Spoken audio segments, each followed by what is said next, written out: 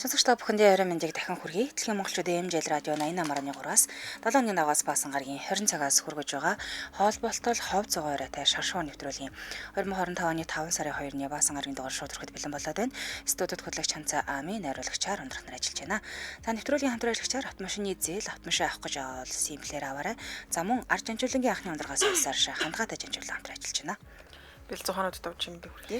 За бүгдэнд нь өч юмд манайхан хобоцохтой бэлэн бидтэй. Билээ. За баасан гарагт бол өстой янз бүрийн ярьдаг шүү дээ. Утгаар нь хобоцдог шүү дээ. Жинхэнэ хобоцдог шүү дээ. За тэгэхээр ямар мэдээлэл бэлтгэсэн бэ гэдгийг нэвтрүүлгийн ихэнд төдөрдөө амиг жоо мэдээлэл бэлтгэсэн байна. За би өнөөдөр 5 мэдээтэй сууж байна. Зарим нь урт, зарим нь богинохон янз бүрийн л 5 мэдээ. За хамгийн ихнийх нь болохоор тэр бомтны охин аваасаа нэгч төгрөг авахгүйгээр бизнес эхлүүлжээ. Өөрийн гэсэн бизнес эхлүүлсэн байна. За хиймэл ухаанаар бүтсэн кино Оскар хүртэх боломжтой болж байгаа юм байна. Нэг талтай сайн, нөгөө талтай их л эвгүй юм болох гээд байна да гэж харсан. За Maroon 5 хамтлагийн шинэ уран бүтээлээ гаргасан. Лизатай хамтарсан байна лээ. За дээрэс нь дараагийн болохоор Titanic биш үү? Titanic кинон дээр гардаг хийл хөгжим сүрэгт нөгөө тоглоо зогсож байдаг хийл хөгжмийг дуудлага худалдаанд оруулаад худалдаалсан байна. За дээрэс нь хааны гэр бүлийн хэрэгэм зэргийг одоо татгалцсан зэрний одоо ч гэсэн ашигласаар байгаа нэг алдарчныг хүргэнэ. За дуучин ухаасаа заяаны ханаа хайж эхэлсэн байна. За мөн чой хатны хүргэн түүнээс нүрээ буруулсан гэсэн мэдээлэл бэлтгэсэн. За мөн Солонгост анх удаа лесби осуудыг учруулах ТV шоу нэвтрүүлэг цацагдаж эхэлсэн юм байна. За мөн фитнесээр хичээлдэг хүмүүсийн даралтыг ихсгсэн нэгэн драма нээлттэйсэн байна. Хөө. За нэг юм мэдээлүүд лесби ч сони юм байна. За эхлийн би өргөч төгөл тийм ээ. За тэр бомтон гэхээр юу яд юм бэ л да эмэгтэй хүмүүсийн хамгийн том асуудал юу юм бэ гэхээр нэг олон дэлгүүр хэсээд байгаа нэ яг нэг өөрийнхөө хүссэн юмыг авалж авч чаддгүй шүү дээ тий яг нэг дотроо төсөөлж хайгаад байдаг. Гэтэл тэрийг нэгтгэхэд бизнес хийж юм байна хийчихэлтэй. Тэр нь болохоор тэр бомтон Билл Гейтсийн охин отхон охин юм биш үү. Ааваасаа бүр нэгч төгрөг авахгүйгээр шинэ бизнес эхлүүлж чадсан байна. Энд дээр нь хүмүүс гайхаад байгаа юм байна. Аав нь тэр бомтон. Тэгээд ааваасаа л ер нь мөнгө төгрөг авандаа л гэж бодож байсан. Ер нь л нэг тийм дэлхийн жишг тийм байдаг шүү дээ. Одоо мөнгөтэй хүмүүсийн хүүхдүүд нь болохоор хүмүүсийн хүүхдүүд нь аав ээжээс л нэг туслан дэмжлэг аваад ч юм уу тийм ингэдэг бол энэ тгийгүй юм байна. За дэлхийн тэргуун баячуудын нэг Билл Гейтсийн бага охин Фиби Гейтс энэ 7 хоногт өөрийнх нь бизнесийг эхлүүлсэн байлээ. За сонирхолтой түүний бизнест одоо энэ тэр бомтон аав нь бол нэгч төгрөгийн хөрөнгө оруулалт хийгээгүй. За сая өнгөрсөн пүрэв гарагт болохоор Нью-Йорк Таймс-ын нийтлэгдсэн ярилцлага байлаа. Энэ дээр болохоор Билл Гейтс хэлэхдээ надаас мөнгө гуй нахаа гэж би анх бодож ирсэн гинэ.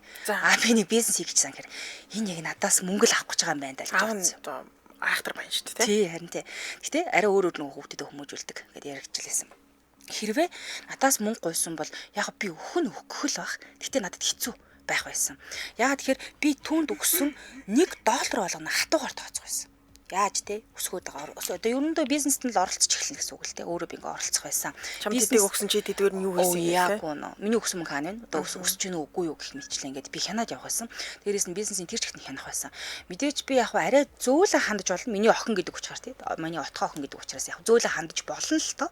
Гэхдээ энэний зөв хэсгэд бол ер нь эргэлзэж исэн буюу надаас мөнгө гуйвал яандаа л гэж бодож исэн. Гэсэн чи азар бол охинд мөнгө гуйгаагүй.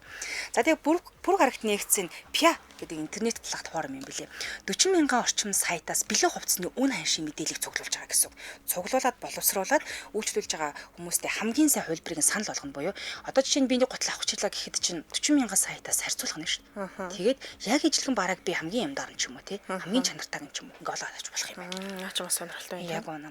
За тэгээд энэ үйлчлэгийг болохоор PB дотор байрныхаа нэг өрөөнийхөө найз болох Софиятай хамтран эхлүүлсэн юм байна. Тэгээ энэ оны ихээр хөвлөлд ярихтаа PB хэлэхдээ аав нь их сургуулаа орхиод өөрөө аав нь их сургуулаа орхисон шүү дээ. Бизнес эхлүүлэхийг хатуу орхилж байсан гинэ. Өөрөө тийм хэрнээ. Билл Гейтсийн хувьд өөрөө их сургуулаа дундаас нь орхиод Microsoft-ыг байгуулж исэн. Тэгээ Microsoft-ыг хэрхэн эхлүүлсэн тухайгаа аавын ярьж байгааг би хизээ сонсож байгаагүй. Тэр зөвхөн одоо удирддаг сангийнхаа тухай л ярьдаг буюу би сургуулаасаа гараад ингэж хөгжүүлэх гэж хүүхдүүд ерөөсөө ярьдгүй юм байна л та. Бизнес ингэж босч яллаа гэд. За тэгээд эндээс харуул одоо сургуулаа орхисон талаараа нэг тийм яриадах дургуй хүн юм шиг байна.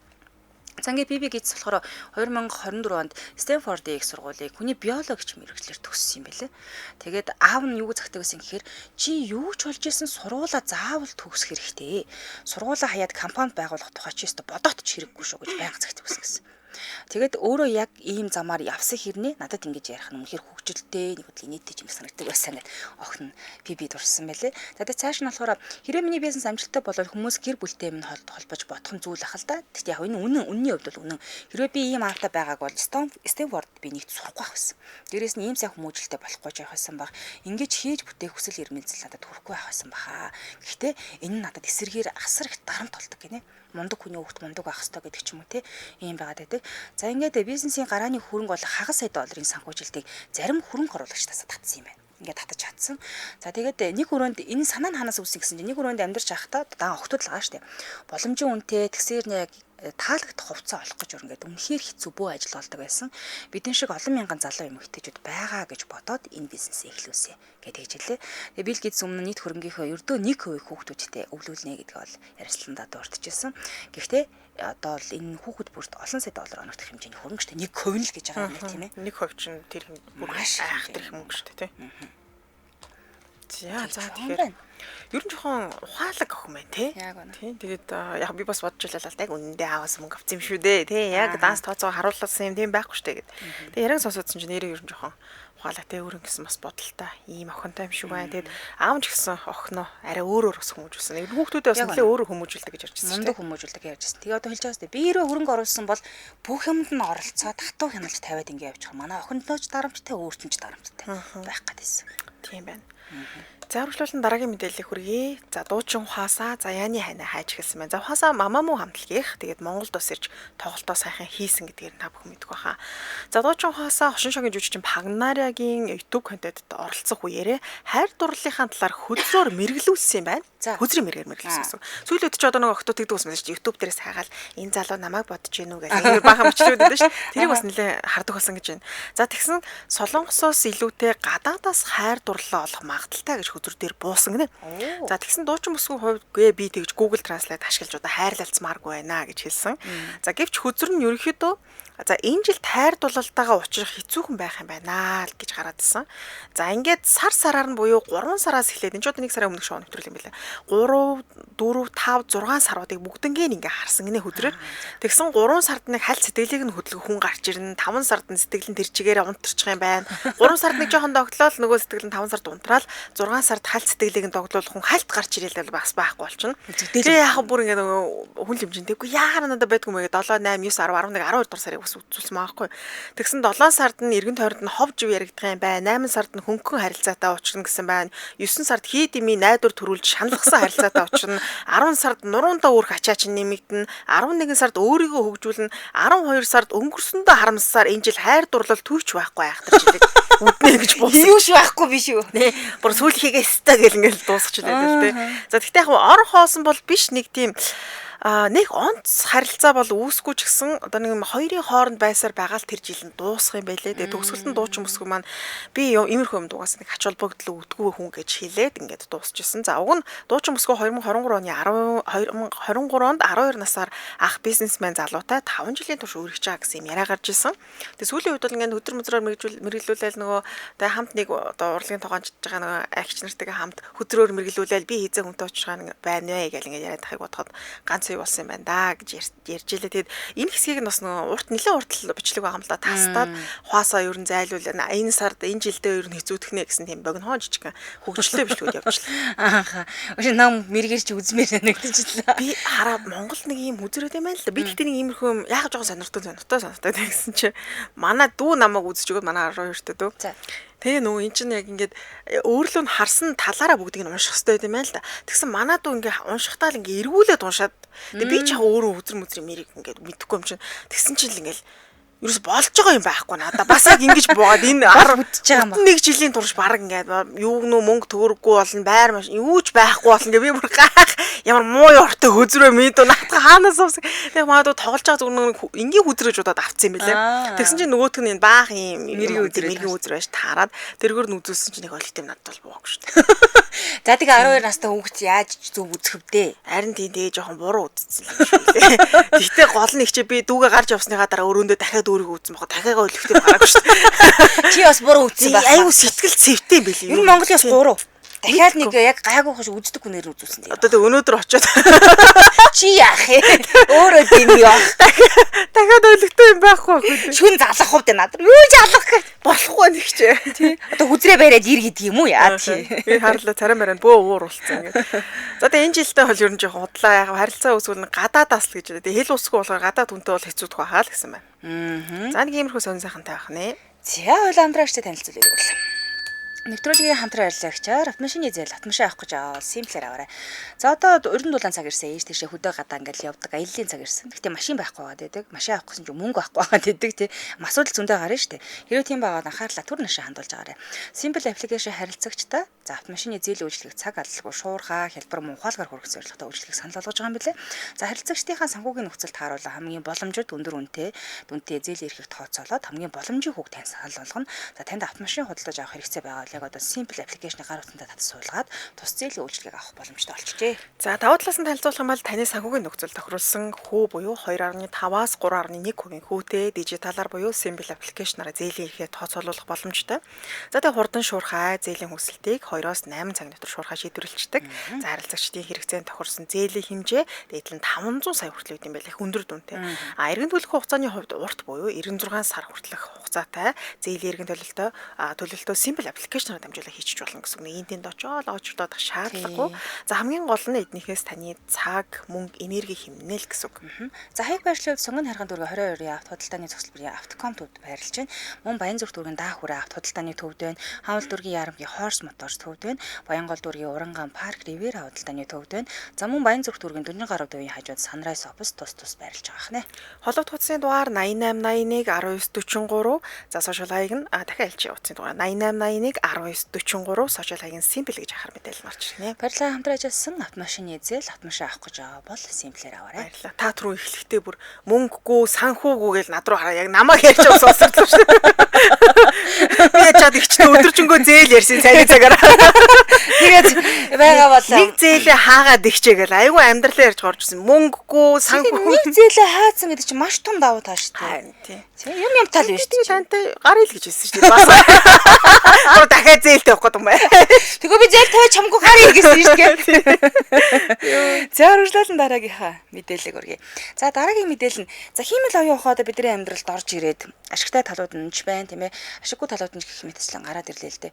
Яагаад тэгэхээр одоо бидний зураг хөргийг зөвшөөрлөхгүй аваад ч юм уу тий бичлэг зураг болгоод гүтгэлгийн шин чанартай юм гаргахаар ялхааг болсон байл шүү дээ. Тэгээд бичлэг эзэн тийм нөө хөдөлгөөнд орцсон дүрс ингээ хийх. Бас аюултай болоод ах шиг үлээ нэг талдаа. Тэгээ нөө яг л энэ бодит бичлэгөө хиймэл оюун ухаанаар хийгдсэн үү гэдгийг анзаарч сайн л шалгахгүй бол худлаа мэдээлүүд араараас айгүйх гарах боломжтой болчихж байгаа. За тэгвэл хиймэл оюун ухаанаар бүтсэн оюун ухаанаар бүтсэн одоо кино Оскар хүртэх боломжтой зохион байгуулагчид мэдэгдчихлээ. Тэгэхээр одоо нөгөө хүмүүсийн одоо оронтой багасаад ирэх болчлоо л доо. Хиймэл оюун ухаан ч одоо илүү л ах байлгүй. Хүн байхгүй тэрийг цалинжуулаад ах шаардлагатай болчихж байгаа. Жүжигчин хэрэггүй болох гэдэг шүү дээ. За тэгэхээр AI-ийн тусламжтайгаар бүтсэн кинонууд Оскарын шагнал хүртэх боломжтой гэдгийг яг энэ Оскарыг одоо зохион байгуулах комиссоос нь бүр мэдэгдсэн байлээ. Тэгэхээр хөдөлгөөнд зургийг урлаг ба шинжлэх ухааны актимаас энэ шин дүрмийг гаргасан. Тэгээ хиймэл оюун ухаан болон бусад дижитал хэрэгслүүдийг ашигласнаар нэр дэвших боломжтой болчихж байгаа. За энд нь текст, зураг, дуу, видео үүсгэх чадвартай AI технологи нь энэ оны 3 дугаар сард кино салбарын шилдэг шагналуудыг хүртсэн нь зарим бүтээлүүдэд бол ашиглагдсан байна. Сая Оскар хүртсэн киноны хэд хэдэн кинонд ашиглагдсан юм байна л да. За яг тэгсэн эдэж гэсэндээ актим ялагчийг тодруулахдаа хүний оролцоог чухал гэж үзнэ гэдгийг л онцолж илээ. Мэдээж хэрэг хүмүүс л үзэж чиж одоо дүгнэлт гаргах байлгүй. AI ашиглаад бүтээсэн киноны нэр дэвших болцлын талаар болохоор нөгөө хэл найруулгын актимын шинжлэх ухаан технологийн зөвлөлөөс зөвлөгөө хүртэл гаргацсан байгаа гинэ. За тэгээ хиймэл оюун ухаан ашиглалт кино урлагт халуун сэдв болоод одоо ингэ явж байна яг одоогийн байдлаар. Энэ оны 3 дугаар сард тэгэхээр Adrian Brody мэдж байгаа тийм ээ. Нөгөө төгөлдрөөр одоо шилэг эрэгтэй дүрийн шагнал хүртсэн тий. Ягаад тэр тогсон кинонд нь AI-ыг ашигласан юм бэлээ бас. Холбоотой. За тэгээд энэ кинонд AI ашиглаад Бродигийн Унгар хэл дээрх аялгыг нь сайжруулсан гинэ. Тэнгүүд ингээ өөрчлөлт гарч гарч ирж байгаа юм байна. Зан Эмилиа Приз хэмээх Оскарын шагнал кинонд дуу хоолойг хуулбарлах ижил технологиг ашиглаад дуучдын хоолойг сайжруулсан ил болчихж байгаа. Ингээд AI нь уран бүтээлчдийн өнгө схем маягийг хурдан өөрчлөх, тааруулах, дүр төрхийг нарийн өөрчлөх зэрэг олон чадвартай тул болцсон учраас хөгжмийн болон кино бүтээлд ер нь бол маш ихээр ашиглаж эхэллээ л дээ. Гэсэн ч хэдий ч гэсэн яг одоогийн байдлаар AI бол маргаантай хിവэрэл байгаа. Өмнө нь нөгөө 2023 онд Холливуудын ажил хаялт болсон шүү дээ. Яг тэр үеэр жүжигчд болон зохиолчдоос AI-аас шалтгаалж ажлаа алдах вэ гэдэг айдас явж байсан. Бид нар ажиллахгүй боллоо шүү дээ, орлогогүй боллоо шүү дээ. Яаж амьдрах юм бэ гэжсэн. Яг зарим нь энэ технологиг зөвшөөрч байгаа ч гэсэндээ жүжигчин Scarlett Johansson зэрэг жүжигчд өөрсдийн дуу хоолой, дүр төрх, нэр хүндийг ашиглахгүй байхыг анхааруулсан мэдээлэл одоо хүртэл гаргасаар байгаа. Ашиглаж болохгүй. Ямар нэгэн байдлаар AI одоо өөрхөн зургийг ч юм уу те ашиглахыг бол зөвшөөрөхгүй л гэж байгаа юм байна лээ. Тэгээд 2024 онд зарим одоо аниматорууд AI тэдний уран бүтээлийн чанарыг гүйцэхгүй байна. Тэгээд Оскарын шагнал хүртэх төвшөнд хүрэхгүй л гэд онцлоод яг юм халуус идэв болчоод маргалтаад байна. Харин тэ наач бас айгу сүүлийн үед их ярагдчих шиг. Би яг өчигдөр өглөө уншижсэн баха. Нөгөө AI-ийн тухай одоо үндсэн кинотай л хүмүүс нэлээ харьцуулаад байх шүү гэлээ. Ер нь яг кино гэдэг чинь өөрөө их сэтгэл хөдлөлийг дамжуулдаг штэ тэ жүжигчдийн сэтгэл хөдлөлийг энэ кинонд ортол. Тэг AI ороод ирчихээр бас ямар байх бол гэдэг дээр л хүмүүс хоёр талдаа л хуваагдчих шүү л. Тийм, киногийнхаа тийм баг шиг байгаа. Гэтэл урлаг талид энэ ороод ирчихсэн шүү дээ. Одоо ингээд YouTube руу орохоор чи AI-ийн дуусан дуунууд нь хандлтанд бүр өндөрлсөн багч тэр чинь бодит хүн биш шүү дээ.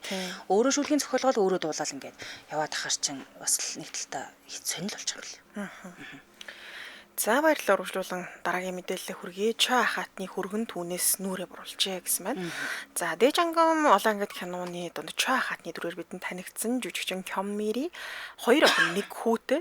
За тэгвэл түүний дунд охин Идаан бас жүжигчин ард түмний хүргэн гэдэг хочтой жүжигчин дуучин Ийсэнгитэй. За бидэнд энэ Ийсэнгийн жүжигчин маа нөгөө юу 9 сүлт үнэг. Миний найзгүй 9 сүлт үнэг гэдэг киногаар танигдсан. Энэ жүжигчинтэй 2023 онд гэр бүл болоод өнгөрсөн онд бүр ингээ охинтой болцсон. Тэгэхээр энэ Ийсэнги гэдэг дуучин маань Кёммир буюу одоо нөгөө Чой хатны хүргэн болсон гэсэн. За гэвч тэдний гэр бүл болох үед нь дуучин залуугийн пенууд маш их эсэргүүцчихсэн. Тэг яагаад ингээд Чой хатны охинтой суухад те энэ дуучин залууг суухад ингээд эсэргүүцэдсэн бэ гэхээр Чой хатны анхны болон хоёр дахь нөхөр нь хоёулаа хэрэг төвөгт орооцолдож маш их хэмжээний залиланд холбогдчихсэн. Солонгостой бол маш нэр хүнд муутай гэр бүл Чой хатны гэр бүлийнхэн. За уг нь дуучин залуу бол Солонгостой нэр хүнд сайтай ард түмэндээ хайрлагдсан нэгэн. Тэгээд тийм одоо дуучин учраас солонгосчууд очиж ийм гэр бүлийн хүргэн болж байгаад маш их харамсаж байсан. Тэг бүр зарим нь одоо эсрэг хүзэлж гисэн. Зарлж байсан удаатай. За гэвч тэдний хайрыг зогсоох зүйл бол байгаагүй. Тэгээд дуучин залуу эхнэр маань эцэгхээ сонгож төрөөгүй шүү дээ. Би аз жаргалтай амьдрах болно гэсэн мэдээлэл тухайн үед хийжсэн. Яг нөө хормынхон зураг хүрэг засагдаж эхлээд л маш олон хүмүүс хараад жүрүүлсэн л та. За гэвч өнгөрсөн сарын сүүлээр дахиад дуучин залуу болон түүний хадмуудтай холбоотой дуйлан шугамд гарсан байна.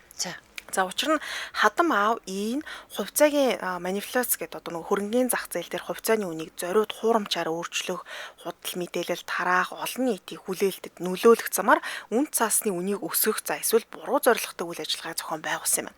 За тэгээ авилга бас авсан дээрээс нэмээд за тэгээ ийм хэрэгүүдээр шалгагдаад одоо бүр ялаах тэрэ тулцсан байгаа.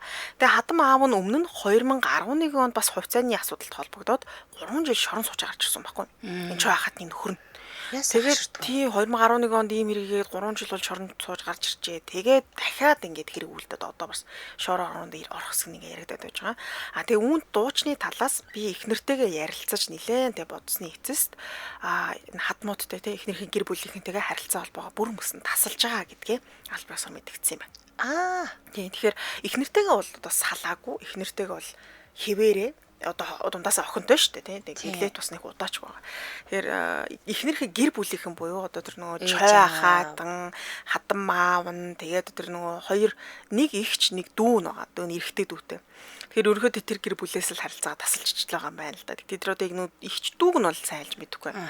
Яагаад ингэж харилцаагаа тасалж байгаа гэж мэдгдэл хийсэн бэ гэхээр хадмынх нь хийж байгаа үйлдэл бол үнэхээр буруу зүйл те энд бол ингээд миний хувьас ямар нэг одоо юу гэдэг зүгээр өнгөрүүлэх биш те ном ёсныхан дагуу энэ хүн шийтгэл авах хэвээр хэрэв буруу зүйл хийсэн бол гэж үзэж байгаа юм байна. Тэрийг л илэрхийлж байгаа гэсэн.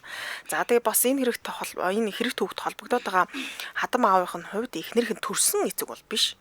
Хойд эцэг нь Тэгээ ер нь чой хахад одоо яа гэмэл зайлвал 2 хүнтэй суужсэн. Хойлоосаа Хоёулаа ер нь жоохон асуудалтай, гэмт хэрэгт холбогдсон юм хүн. Тэгээд хоёр дахь нөхрөөсөө салаагүй. Тэгээд энэ нөхөр нь шоронд орж чижээ дахиад энэ гэмт хэрэгт холбогдоод тэгээд сүүлдээ хүргэн нь хүртэл ингээд за одоо би тадмуудтайгаа холбоотой байж чадахгүй нэ. Үнэхээр хэцүү байна гэд ингээд аль биесруудаа харилцаагаа тасалснаа сайхан мэдгдсэн юм байна. Наачад үнэхээр хэцүү асуудал юм байна тий. Тэгээ энэ чой хахатны гэр бүлийнхний одоо зураг хөргөний доорч гисэн тэгээ хүмүүсийн одоо цусаар олж авсан байшинд байна ч гэдэг юм. Тэгээ гэртээ зураг авахулсан байлгаа баян тансаг сайхан гэртээ шүү дээ хүмүүс чинь. Тэгэхээр нөгөө маш их хэмжээгээр хохирч мөнгө алдсан хүмүүс аа. Бүр зарим нь амиа орлож исэн гэж ярьдаг байхгүй.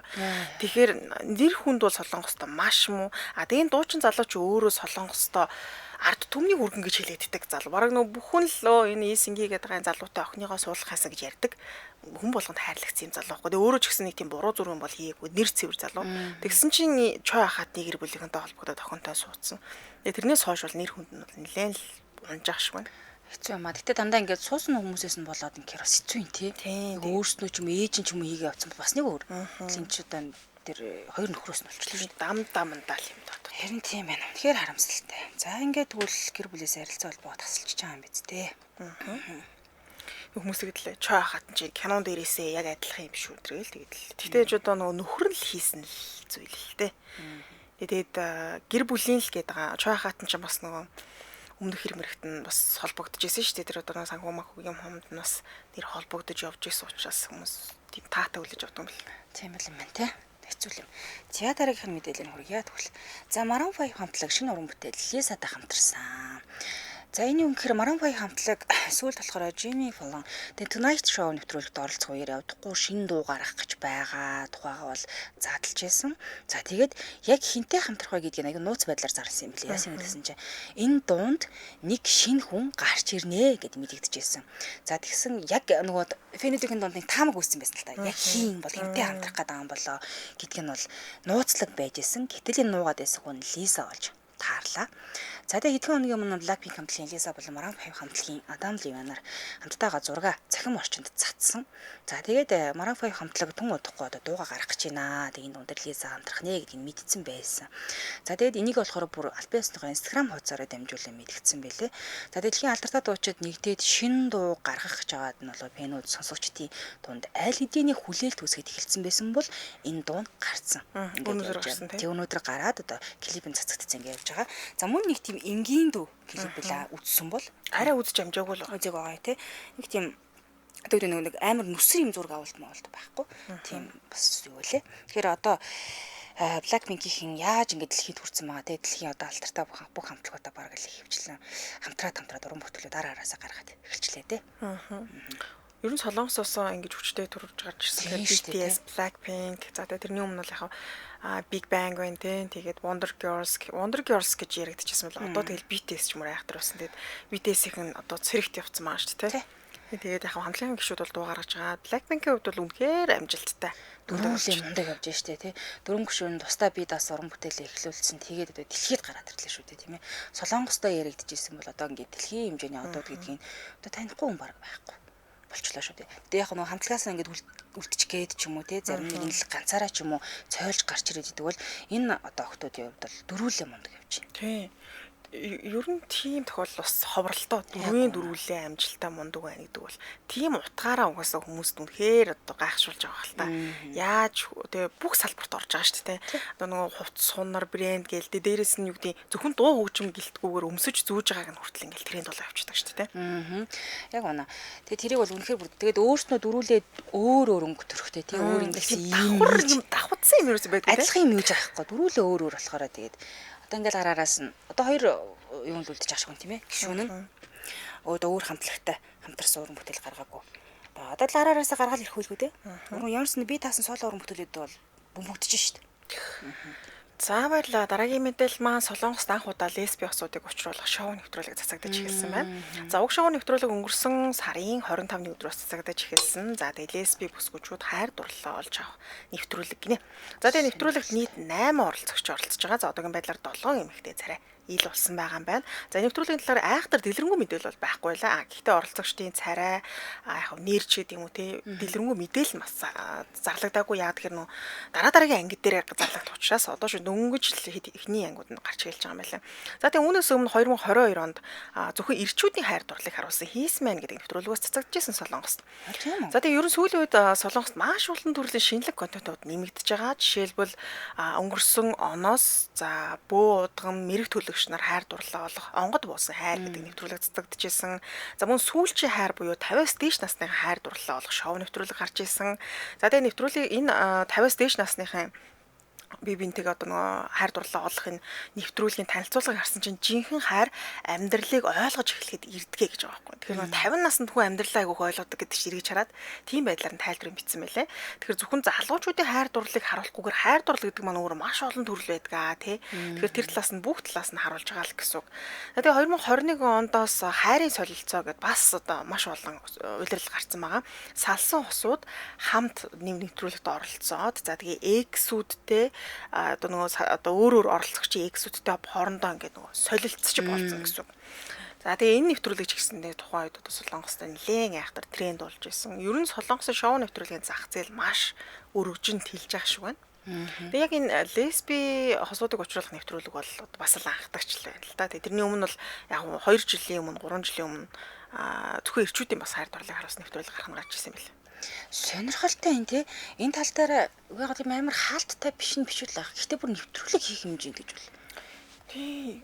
Ер нь сүүлийн үед бол үнэхээр чөлөөтэй болж байгаа юм болоо та гэж бодож штэ. Зурагтаар яг энэ одоо тий лесбич гэдэг юм хүмүүс бас гарах нь гарч ил байсан мах мерсэрэл үзэгдэх нь гэхдээ их бол биш л ахал та. Тэгээ одоо ер нь нэлээд чөлөөтэй болсон юм шиг байна л гэж бодоод штэ. Харин тийм байна. Тэр усаа хаалтгүйгээр ингээд бүр нэвтрүүлэг хийгээд нь ч цацагдаж байна гэхээр. Тэгээ энэ одоо оролцогчдын царай 7 оролцогч байгаа. Тэгээ 8 дахь оролцогч нөгөө мега одоо нөгөө өгөөшгөд шиг хамгийн сүүлд орж ирдэг. Тэгэхээр нөгөө тэр хайр дурлалын рамасуудын чи хооронд нэлээд бужигнуулна гэсэн үг штэ. Шинэ хүн орж ирэхээр. Тийм ээ.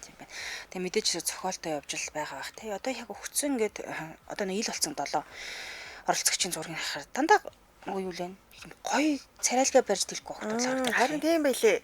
Залуучууд гэсэн байлээ. Би мэдээлээс биш юусэн бол би суухаас энэ л тиймэрхүү. Харин ерөөсөө та айгүй царайлаг огтуд байж шин. Тэгээ бүгдээрээ л баг модельээр ажилладаг тиймэрхүү чиглэлээр ажиллаж исэн хүмүүс юм шиг байл шүү дээ. Оо, энэ ч өстэй сонирхолтой юм болох ч юм. Би нэг хальт зүгээр анх танилцж байгаа бичлэгийг л нэг үзсэн. Ялангуяа гаднаас нэг нэгээрээ орж ирээд суух шүү дээ. Танилцж байгаа. Тэрийг л үзсэн. Тэр яг дэлгэрэнгүй бол үзэж яриа. Тэгээ entertainment талсаад одоо салбарт гэдэг юм Солонгос бол үнэхээр лаг юм тий. Яаж л бол яаж юм. Одоо миний хүүхдийн хүүхдний зөвлөгөө өгөөд нэвтрүүл гэдэг тест. Бас нэг хосуудын гэр бүлийг аврах гал тий. Гэр бүлийн нөхрийн талаас эхнэрийн талаас гэж харуулж мараад байдаг. Тэр мөр үнэхээр сонирхолтой шүү. Өөр бас ганц би хүнтэй суугаагүй одоо нэг 40 50 таа ч юм алдартнуудыг оруулсан бас нэвтрүүлэг байгаа. Өдөр тутмын харуулна. Наванжа сандаа гэж би ганцаараа амьдардаг зүгээр ганцаараа амьдардаг хүмүүсийн нэг өдрийг харуулсан нэвтрүүлэг гэдэг юм. Ингээд шин санаагаа ер нь бол тасралтгүй гараал байдаг. Дуусахгүй юм тийм ээ. За ургуулжлуулан дараагийнхаа мэдээллийг хөлөө хамтралж танилцуулчаад хүргэнэ.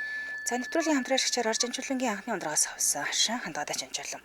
Тэр Арж Амжилангийн хашааны монголчууд эртээр байсан олон төрлийн эмгэгийг илааршуулах, бие эрүүл байх зорилгоор хэрэгжилж ирсэн эмч маранбууч гэсэн уг хашааныг хэрэглэхийг зөвлөдөг байсныг тухайн ном судалт нь бүр тэмдэглээд үлдээгдсэн байдаг. Илааршуулах чадварыг Монгол болон зөвлөлтийн эрдэмтэд 20-р зуунд шинжлэх ухааны үндэстэй судлаад энэхүү ундрага дээр нь туршилсан анхны бүтээгдэхүүн болон совилол байгуулсан байгаа нэ. За хандгатай жамчлагын аршааны их ундрагыг бохирдуулахгүй удаан хугацаанд онгон дагшин байдлаар нь хадгалах хойч үедээ өвлөлөн үлдээх үүднээс 2011 оноос ундрагыг нь онцгой хамгаалтанд аваад хэрэглэгч болонд хүргэх зорилгоор хаанч хизээж хэрэглэхэд хялбар хүнсний яруулах шаардлага хангасан савлгатаар үйлдвэрлэх болсон юм байлээ. Тэгэхээр яг сайхан шинээрэл бидний гарт ирдэг гэсэн үг. За тэгээ хандгатай жамчлаг хэрэглэхэд олон жил таашааж ирсэн хэрэглэгчүүд бол зөндөө байдаг. За тэгээд байгалийн чанараа алдалгүй хэрэглэгчийн гарт очдог гэдгээрээ их онцлогтой байлээ. Яг нь хажууд нь очиод ууж байгаатай л адилхан гэсэн үг. Яг үнэ. Замдрагийн байгаль орчны хамгаалалт авсан анхны ундрагаас нь савлсан байдаг. Төв аймгийн Эрдэнэ сумын брэнд гэж өөр хэлэгддэг ба. Эрдэс бодис нь хүний бие цан гэдэг мэрэгжлийн байгууллага лабораториор баталгаажсан юм бүтээгдэхүүн ба. Та хаанаас бол хаанаас авах бүрэн боломжтой. Холоод утсын дугаар 88 5 37 73 88 5 37 73 гэсэн дуурлал холбогдорой. Сошиалыг нь хандгаатай жанжуулан гэдэг хараараад ирхнэ. Баярлалаа хамтран ажилласан Арч Амжилангийн анхны ундрагаас авсан аршин хандгаатай жанжуулан байлаа. Баярлалаа. За үргэлжлүүлэн дараагийнхаа мэдээллийг хүргэе. За дараагийн мэдээлэл маань Титаникийн хэл хөгжмийг дуудлага худалдаанд оруулсан байна. За хэрвээ санаж байвал яг нөгөө хөлөг онгоц сүрдэгчтэй сүрж яхад нэг хөгжимчд ингээл сүрэн сүрчлэн хөгжим дараа зогсож байдаг. За тэгвэл яг тэр кинон дээр гардаг тэр тоглож байгаа хийлийг зарахаар болсон юм байна. За Титаник чинь 1997 онд одоо үзэгчдийн хүртэл болсон. За Титаник кинон дээр гардаг хамтлагийн ахлагчдын одоо тоглолдог тийм ээ. Хөгжмийн зэвсэг болох хийлийг дуудалтаа худалдаагаар буюу 54 мянган фунт стерлингээр зарцсан байна. Тэгээ яг усан онгоц живж явах үед нь энэ хөгжмөр болохоор нэрээр My God Today You гэдэг аягийг тоглолт юм байна л да. За тэгээд киноны түүхийн жинхэнэ хэсэг гэж тодорхойлсон энэ хийл хөгжмийг өнгөрсөн бям гарагт үл шир дуудлага худалдааны ордонд үн хаялцуулаад тэгээд 54 мянган фунт стерлинг хүрсэн байлээ л дээ. За энэ чинь нөгөө бодит түүхээс гэдэг шиг Титаникч одоо болсон юм шүү дээ тийм ээ. Хамтлагийн ахлагч нь Уиллис Хартли болон түүний хамтран зүтгэдэг хөгжимчтэй байсан юм билээ. 1912 онд хөлөг онгоц Атлантын далайд мөсөн уул мөргөлсөн улмаас бүгдээрээ амнаас алдсан хөгжимчд бол за Канадын найруулагч Джеймс Кэмерон найруулсан Оскарын шагнал кинонд сүрсэн яг хөлөг онгоцны анхны аялал үеэр өгүүлэх хэсэг гардаг. За Кейт Уинслетийн 1-р зэрэглэлийн зочигч бүсгүй Роузийн дүр тоглодог. Тэгэл Леонардо Ди Каприоны бүрээс тоглож энэ хоёр нүгээр л доотлцсон юм шүү дээ. За 3-р зэрэглэлийн зочигчийн Джекийн дүрийг бас бүтээсэн байдаг. Харин хөлөг онгоцны сүрхийн өмнө тэр нөгөө хөгжмөө ингээд тоглож идэг л да. Тэр хөгжим тоглодог хүний дүрд нь Хартлигийн дүрд хийлж бүр жүжигчин Джонатан Эванс Джонс тоглосон юм билээ. Бүр өөрөө мэрэгжлийн хийлч хүн буюу үнэхээр ингээд тоглосон байдаг. За энэ хийл хөгжим чинь бараг жүжигчдээс илүү алдартай гэж шүү. Киноны хид хидэг үзэгдэлтээр нь гардаг гинэ. Тэгээд бид нар л анзаараг болохоос нөгөө хамгийн их сэтгэлд үлдсэн хэсэг нь л тэр сүүл тоглодог. Усанд нөгөө живж яхад нь зорчигдгийг тайвшруулаад тоглож байгаа хэсэг юм байна. За тэгээд 2013 онд болохоор Эванс Джонс энэ хийл хөгжмийг дуудлага худалдаагаар анхаарсан байдаг. Тэгээд тэр цагаас хойш хувийн цуглуулагчийн цуглуулганууд хадгалагдсан байсан юм байна. За дуудлага худалдааг зохион байгуулсан Эндрю хэлэхдээ үн хаялцуулж байгаа эд зүйлсийн үн дээд амжилт тогтоогоод цуглуулагч дэлхийн өнцөг булан бүрээс оролцсон гинэ. Тэгээд Титаник хөлөг дэлхийн дахны сонирхлыг татсаар байгаа нь одоо гэрчилж байгаа юм болоо доо гэж үзсэн. Тэгэхээр дээд амжилт тогтоцсон байна энэ хийлийн хувьд бол.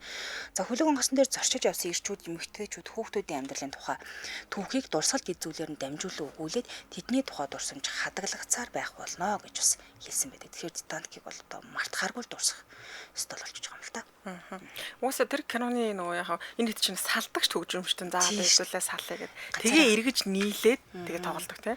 Ахлагч нь нөгөө нэг ганцаараа тоглоод үлддэг байхгүй та амиа бодоо тий би болоод энэ тоглоё гэдгсэн чинь тэнийг ингээд эргэж хараал тий буцаад ингээ хурж ирэл бид нар тий эцээ хүртэл тэгэл хамт байж байгаа л дуусдаг штэ. Тэр эцээ Титаник бол гоё кино. Тэр кино зураг авалтын бичлэгүүдийг хаагаад үзэх юм бол яг юм бодит байдалтай адилхан тий ийм төстэй байдлыг хийсэн учраас бүр яг дүрдээ ороход илүү бас амар байсан баг тийм. Амарч байх тийм. Би одоо нэг хажууд нь очиод нэг тийм амар байсан бах уу Дикаприо. Тийм байх. Их амархан ээгцэн кино гэдэг. Тийм орчныг нь бол маш сайн бүрдүүлж өгсөн юм шиг. Тэгээд яг энэ хийл маань одоо дээд амжилт тогтоогоод зарагдсан байна. За дараагийн мэдээлэл хүргье. Дараагийн мэдээлэл маань фитнесээр хичээлдэг хүмүүсийн даралтыг ихсгсэн нэг тийм драма гарсан байна. За өнгөрсөн сарын 30-наас цацагдаж эхэлсэн Pump the Healthy Love гэдэг онлайн гэд киноны постэр зураг фитнесчдийн одоо даралтыг ихсгээд байгаа гинэ. За учир нь киноны гол дүр болох жүжигчин Жон Инжи хоёр талдаа тус 10 кг жинтэй штангийг өргөж байгаа царай нь үнэхээр жаргалтай байсан гинэ. За тэгээ штанг өргөж байгаа энэ байрлалч бодит байдлаас бол маш хол тасархай харагдсан. За тэгээ фитнесээр хичээлдэг хүмүүс юу гэж дүгнээд байгаа гэхээр энэ драмын найруулагч нэг ч удаа дасгал хөдлөг хийж үзэж байгаагүй хүн байхаа гэж ярьцгааж байгаа. Фитнес өөрөөр орж идэг яа. Тий, одоо энэ зургийг харах юм бол үнэхээр жаргалтай байна. 20 хил өргөд байгаа хүүхэн байхгүй. Энэ зүгээр айгүй жаргалтай зүгээр нэг 2 кг 2 жиш юм да. 200 г барьсан юм байгаа шиг. За тэгээ мөн ингэж өргөж байгаад те бугуу тохоо бол хуг явна штэ. Харахад л эвгүй харагдчихээн. Фитнесийн талаар судалгаа хиймээр юм аа. Ийм байрлалтай штанг өргөнө гэж одоо юу байдаг юм бэ? Ийм байрлалтай штанг өргөж жагаад ардаас нь тэрвэл бүр л хэцүү штэ буюу. Одоо энэ урдлынх нь бүсгүй ингээд штанг өргөж байгаа.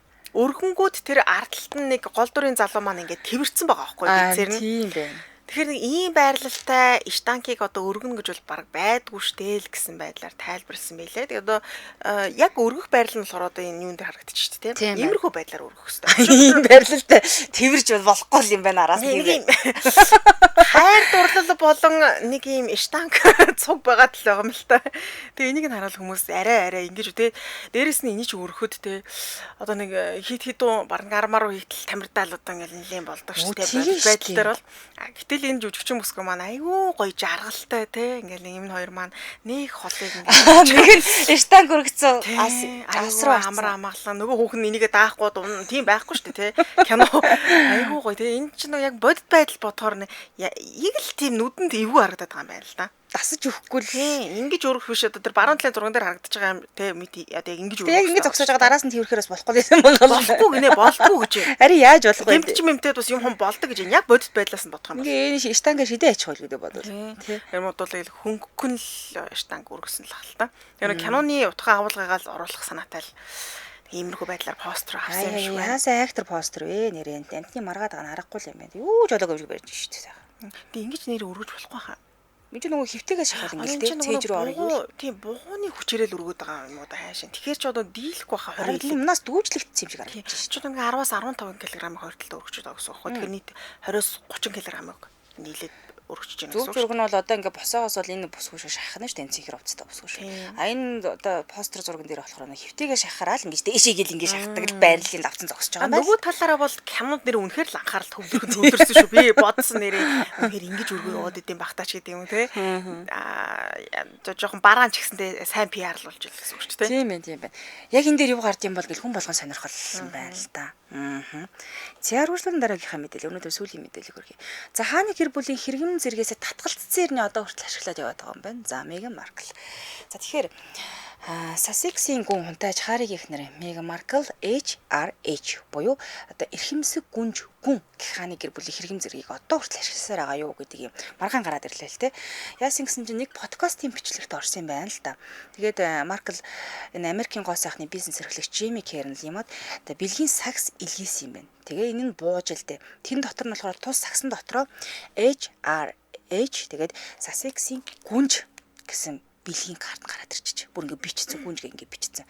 Тэгсэн чинь Харийн Меган хоёрын хувьд бол хааны гэр бүлийн үүрэг гүйцэтгэгч гишүүдээс бас татгалзах үедээ энэ хэрэгм зэргийг ашиглахгүй байх тохиролцоонд орлон хүрсэн юм билээ. Тэр одоо ингээ өмсвөл болсон гэсэн үг шүү дээ. Гэхдээ энэ тэд тус хэрэгм зэргийг эзэмшигтийн хувьд бол эзэмшиж болно. Гэхдээ ашиглахгүй юм байна л да. Энд явж байхдаа ашиглаж болохгүй. Тэгээд Меган энэ бэлгийн карт дээр энэ цолыг ашигласан нь энэ тохиролцоог зөвшөөрсөн юм биш үү? Юу болоод байгаа юм бэ гэж хүмүүс бүүн хил ам хийгээд байгаа юм байна л да. А тэгсэн чинь хосуудтай ойрын их сурвалж нь юу гэдэг байгаа юм гэдэг гэсэн чинь үгүй энэ цолыг чинь олон нийтийн үйл ажиллагаа эсвэл арилжааны зорилгоор ашиглаагүй. Тэгэхээр тохиролцоог чинь зөрчөөгүй шүү дээ. Энэ зүгээр л хүнд бэлэг явуулсан тий. Бэлэг явуулахтаа л энийг ашигласан биш. Тэрнээсгүй бол олон нийтийн газар гарч ирэл би бол одоо гүнгээ авах гэдэг ч юм уу те нэг юм эрхэмсэг гүнж гүн гэж зарлаагүй шүү дээ. Энэ бэл биш байхаа л гэж яриад лээ. За тэгээ өөр нэг үүрэг ажил гүйцэтгэдэггүй хааны гэр бүлийн гишүүн бол хунтааж Эндрю байдаг. Тэгээд тэр бас энэ HRH цолыг ашигладаг ч гэсэн эзэмсэн хэвээр байдаг. Буюу цолоосоо бас татгалцсан юм хүмүүс аа. Тэгэхээр бас болохгүй юм шиг байна. Тэгин ч нэг бэлэг болохоор цаанаас нь дур мэдээ бичсэн болов уу? Харин ээ одоо гүнж гэдэг ингээ бичээд явуулж чараа. Энийг гэхдээ өөрөө зураг оруулсан гэлээ өөрөө яаж маа. Тийм тэр нь ингээл ороод ирцэл юм билээ. Тэрнээсээ болоод нэлийн том маргаан татгалцчаад яагаад энийг оруулсан юм бэ гэдэг юм байна. Тэгээ нэр төртөө хүмүүс чинь нэр төрөөр бол мөнгө бол хичнэнийг л олох боломжтой шүү дээ. Тэгээ хааны гэр бүлийнхэн тэгээ дээрэс нь хэрэгм зэрэг гэдэг юм чи өөрөө айхтрахгүй юу? Хаа хамаагүй бас одоо яагаад гэж болохгүй. Одоо бид нар чи юу гэдэг радиогоос гарлаа гэхэд хөтлөгч гэдэг нэрийг ашиглаад явж болохгүй шүү дээ өөр газар. Тэрнтэй л адилхан. Бүр актер юм хэрэгм зэргийгээс хаа хамаагүй хувьдаа ч юм ашиглаад яваад гэж болтгүй юм байна л да. Тэгээд энэ зургийнхийнх нь одоо зургийг авангуудаа сошиалд оруулснаас ал болоод буу юм болоод байна. За одоо тэгэж идэгдэх бахоо. Тэгээ баахан асуудал яриад ардаас нь заа болох байлгүй дээ гэж хэл дуусгадаг болсон шүү дээ. Харин ч ядаа тэгээ тухайн үедээ нэг шийдвэр гарах байлгүй амар хааны гэр бүлийнхэн шийдэх бахоо гэдэг шиг тийм. За баярлалаа энэ хүргээ нэвтрүүлгийн өндөрлөө студид хөтлөгч Ханцаа Ами найруулагчаар ундрах нар ажиллаа. Нэвтрүүлгийн хамтран ажиллагчаар автомашины эзэл автомашин авах гэж байгаа симплэр аваарай. За мөн арч анчуулангийн анхны ундрагаас авсаар хандгаатай анчуулан хамтран ажиллаа. Урагшлуулан амар зэрэг нэвтрүүлгийн үйл аван сонсорой. Түр баяртай. Баярлалаа.